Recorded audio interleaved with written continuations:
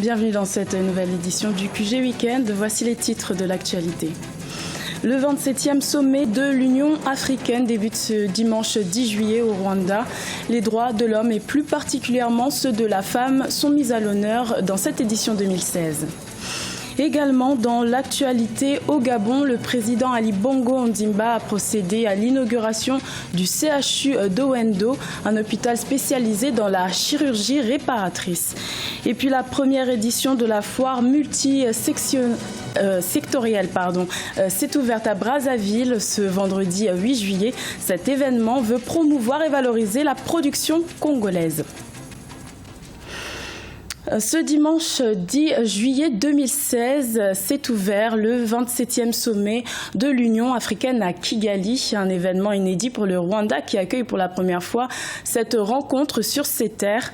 Le thème de cette édition de cette année est 2016, année africaine des droits de l'homme, avec un accent particulier sur les droits des femmes. Un reportage de notre envoyé spécial, Paul de Singwe. C'est un sommet axé sur les droits de l'homme en Afrique, avec un accent particulier sur les droits des femmes. Le 27e sommet de l'Union africaine qui se tient à Kigali au Rwanda jusqu'au 18 juillet 2016 entend donc œuvrer pour l'amélioration des droits des femmes sur le continent et leur participation dans les questions d'intérêt national et régional. L'acceptation de la femme dans les instances de décision traîne encore parce que c'est un domaine, c'est resté une chasse gardée pendant longtemps par les hommes. Et aujourd'hui, on essaie d'entrer, mais c'est vraiment difficile. Mais je pense que les choses sont en train de changer. Il y a une nouvelle génération qui est en train de venir, où j'espère que dans cette nouvelle génération, quand elle prendra les choses en main, on ne parlera plus de distinction homme-femme, on parlera plutôt des défis de développement, des défis de transformation de notre continent. Ces dernières années, l'Union africaine s'est investie dans l'amélioration de la situation des femmes sur le continent. Elle a nommé une envoyée spéciale chargée des femmes, de paix et de la sécurité en Afrique. En 2003, l'organisation continentale a réaffirmé son engagement au principe de l'égalité entre les hommes et les femmes en élisant 5 femmes commissaires et autant d'hommes. Mais si la question du genre et des droits des femmes meuble ce 27e sommet de l'Union africaine, c'est surtout parce que certaines mesures ne sont toujours pas ratifiées par plusieurs pays. C'est le cas du protocole de Maputo. Il vise essentiellement à incorporer et améliorer les droits des femmes dans leurs différents combats en Afrique. Nos pays ont fait des progrès au plan des textes, au niveau des lois, mais il est question de passer de la parole à l'acte. Nous ne trouvons pas normal qu'en 2016, qu'il n'y ait que 5 pays qui ont donné un rapport sur le protocole de Maputo, sur les 54. Nous trouvons ça encore pas bien. Et nous voulons améliorer cela parce que nous pensons que la mise en œuvre effective va améliorer la condition de la femme. Et lorsque nous parlons de la condition de la femme, ce n'est pas pour le bien-être de la femme, c'est pour atteindre le développement durable. La plupart de nos pays veulent atteindre ces objectifs du développement durable. Nous ne voulons plus reconnaître l'échec des objectifs du millénaire pour le développement. Au cours de ce 27e sommet de l'Union africaine, la question du mariage précoce et du rôle de la femme dans les résolutions des conflits en Afrique seront également à l'ordre du jour. La conférence des chefs d'État et de gouvernement se tiendra les 17 et 18 juillet 2016. Et ce 27e sommet de l'Union africaine devrait également être l'occasion d'aborder le retrait éventuel des pays africains de la Cour pénale internationale. L'Union africaine reproche à la CPI sa partialité envers le continent africain. Pour plusieurs ONG, ce retrait serait une grave erreur et pourrait porter atteinte aux justices nationales en Afrique. Également dans l'actualité, le président gabonais Ali Bongo Ondimba a officialisé sa candidature pour la présidentielle du 27 août 2016. À l'annonce de cette nouvelle, quelques affrontements ont éclaté du côté de l'opposition, réunie pour une manifestation prévue depuis plusieurs jours. Des échanges de pierres et de gaz lacrymogènes entre manifestants et forces de l'ordre ont conduit à l'interpellation de plusieurs personnes de l'opposition. Et la veille de l'officialisation de sa candidature, le président Ali Bongo Ondimba s'est prêté à l'exercice d'une nouvelle sortie officielle.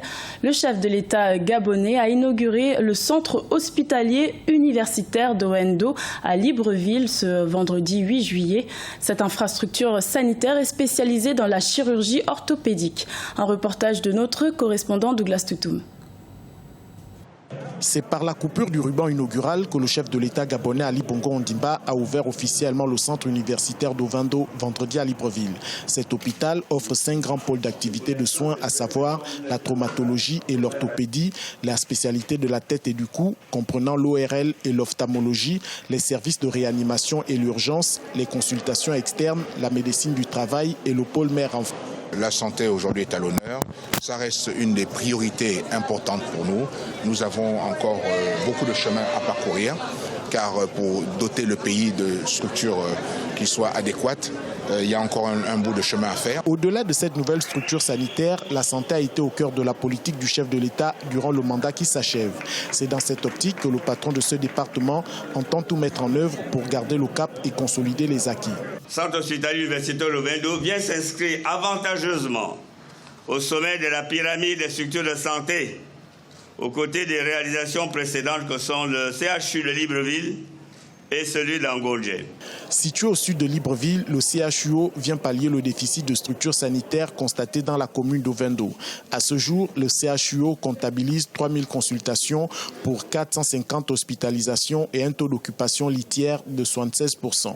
Le centre hospitalier universitaire d'Ovendo a une capacité de 120 lits, dont 57 pour l'orthopédie traumatologie, 25 pour la gynéco-obstétrique, 19 pour le pôle tête et cou, 10 en réanimation, 10 aux urgences. Le service de néonatologie est doté de 7 berceaux et 2 couveuses, dont une de transport. Le CHUO compte au total 533 agents. Le Gabon compte à ce jour 5 structures hospitalières de niveau 3, à savoir le CHU de Libreville, l'Institut de cancérologie d'Angondje, le CHU d'Ovendo, le centre hospitalier Amissa Bongo de Franceville, le CHU Jean Nebori, une structure encore en construction et qui sera spécialisée dans la médecine mère-enfant. Je vous le disais en titre, la première édition de la foire multisectorielle s'est ouverte ce vendredi 8 juillet à Brazzaville.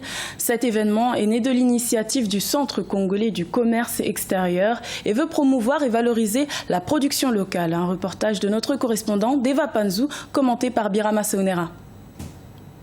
Le ministre du Commerce extérieur et de la Consommation a lancé la première foire multisectorielle de Brazzaville ce vendredi 8 juillet au jardin du Palais des Congrès.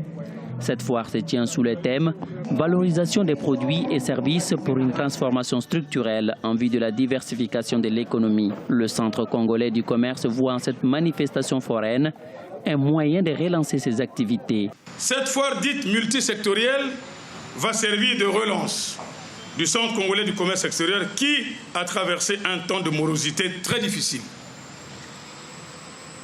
Après l'organisation de celle-ci, le Centre congolais du commerce extérieur, monsieur le ministre, va réaliser les études du potentiel exportable et des études des marchés extérieurs afin d'assurer techniquement la promotion des exportations. Cette foire servira de lieu de rencontre et d'échange entre divers opérateurs économiques, producteurs, inventeurs, experts et distributeurs des biens et services.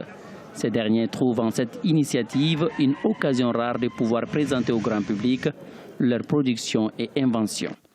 Cette foire, c'est l'occasion à la société Troisième Énergie de montrer ce que nous, on peut faire de la réponse à Troisième Énergie par rapport aux demandes de la population. Cette foire vraiment est quelque chose de très représentatif pour moi parce qu'elle me permet de pouvoir sortir mes produits que j'ai plusieurs années faits.